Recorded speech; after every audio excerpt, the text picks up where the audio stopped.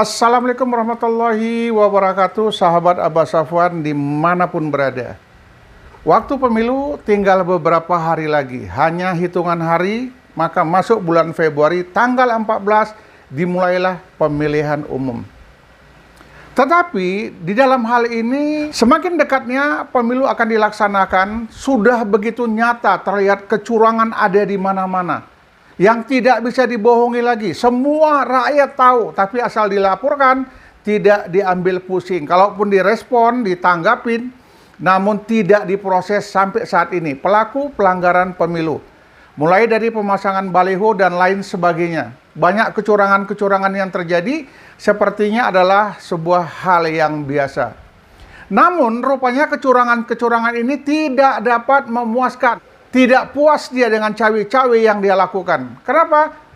Adanya informasi pemilu curang yang beredar di mana-mana. Kemudian dia robah lagi sekarang peraturan pemilu.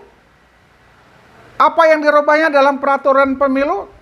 Yang namanya presiden, menteri, dan pejabat negara lainnya memungkinkan untuk menjadi tim sukses. Presiden dan menteri boleh memihak kepada salah satu paslon. Ini luar biasa. Ada apa sebenarnya yang terjadi? Sampai seorang Presiden Republik Indonesia, Joko Widodo, membolehkan presiden dan menteri memihak ke paslon tertentu. Saksikan video yang satu ini. Menteri bahkan sampai wakil bupati itu boleh melakukan kampanye, ya. Walaupun kita juga tahu ini juga bertentangan dengan azas umum sendiri yang mengatakan bahwa misalnya ASN, kemudian TNI, Polri, atau kemudian juga kepala-kepala desa, Satpol PP itu nggak boleh melakukan kampanye, ya. Jadi mengapa kemudian ada dualisme kebijakan, ya, untuk pada tingkatan presiden, wakil presiden, menteri, dan juga sampai wakil bupati boleh kampanye, sementara ASN-nya itu nggak boleh, ya. Dan kemudian saya juga ingin menambahkan sedikit, ya, mana yang kemudian bisa membedakan seorang presiden itu sedang melakukan kunjungan kerja dengan seorang presiden atau menteri itu sedang berkampanye, ya. Karena kita tahu, ya, kunjungan-kunjungan presiden dan para menteri ke berbagai daerah itu tidak sedikit yang kemudian beliau-beliau itu adalah melakukan kampanye politik, ya.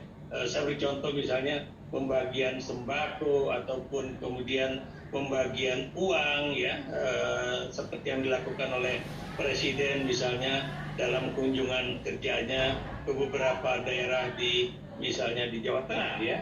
Dan itu yang kemudian kita juga bertanya, kemudian juga. Baik, sudah sama-sama kita saksikan video yang satu ini, ya. Terlihat Pak Jokowi dia galau dengan paslon 02 yang tidak berubah, stagnan. Persentasenya hanya itu-itu saja, lebih kurang 40-an%. Tidak naik, bertahan sampai di situ. Beliau khawatir akan terjadi perubahan nantinya di pemilihan 14 Februari 2024. Makanya beliau mengajak, memerintahkan seluruh menterinya untuk terlibat mendukung salah satu paslon tertentu.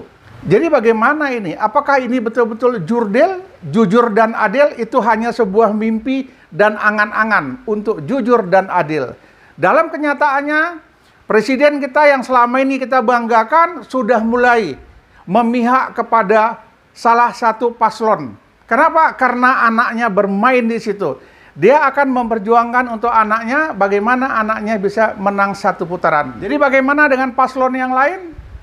Jadi saya minta untuk seluruh masyarakat pendukung 01, Amin, Anies Muhaimin, segera merapatkan barisan bergabung. Kita buktikan bahwasanya negara tidak boleh berpihak kepada salah satu paslon. Jika ingin demokrasi ditegakkan, jika ingin demokrasi berjalan dengan baik.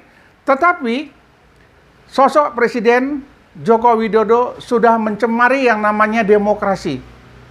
Yang selama ini beliau mengatakan melarang pejabat negara ikut cawe-cawe, melarang pejabat negara untuk ikut mendukung salah satu paslon. Tapi hari ini beliau mengatakan presiden dan para menteri boleh mendukung salah satu paslon. Ini ada apa negara ini? Kenapa beliau begitu takutnya luar biasa terhadap 01? Anies Baswedan. Anies Baswedan orang yang tidak memiliki harta. Anies Baswedan orang yang tidak memiliki uang. Sehingga tidak bisa mempengaruhi masyarakat. Tetapi ternyata masyarakat cerdas. Dengan adanya informasi ini, saya yakin masyarakat Republik Indonesia akan bergerak untuk memilih sosok pemimpin yang betul-betul bisa membawa perubahan bagi negara Republik Indonesia. Masyarakat Indonesia tidak boleh diam. Masyarakat Indonesia tidak boleh menerima kecurangan-kecurangan yang ada.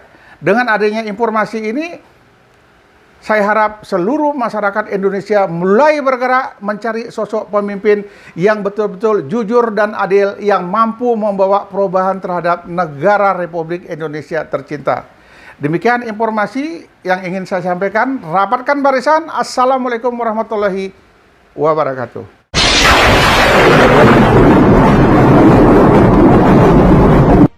Sama-sama ya, dengarkan dulu nih. Nanti rekamannya, ini rekaman ini disebarkan